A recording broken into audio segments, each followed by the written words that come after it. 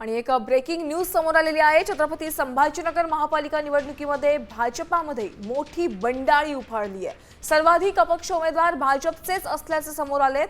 पक्षातील 19 जणांनी बंडखोरी केली आहे आणि तब्बल 86 कार्यकर्त्यांनी अपक्ष अर्ज भरले। याशिवाय 13 जणांनी अजित पवारांची राष्ट्रवादी आणि 18 जणांनी शिंदे सेना आणि काही पदाधिकाऱ्यांनी ठाकरे सेनेत प्रवेश करून उमेदवारी मिळवली आहे। या गळतीमुळे भाजप समोर आता मोठं आव्हान उभं ठाकलंय। क्या म्हणतायत की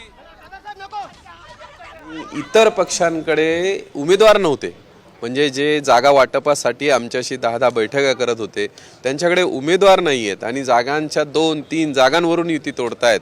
अशांना आमच्या भाजपकडून शिंदे सेनेला 18 उमेदवार घ्यावे लागले आणि ही एवढी मंडळी भारतीय जनता पार्टीची तिकडून उभी आहे।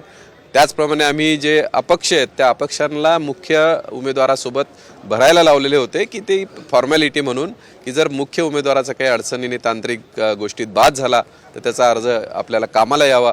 तर हे सगळे आम्ही सांगितलेले उमेदवार आहेत अपक्ष, ते मागे घेतील आणि इतर पक्षात गेलेल्यांशी आज आम्ही सकाळपासून बोलतोय।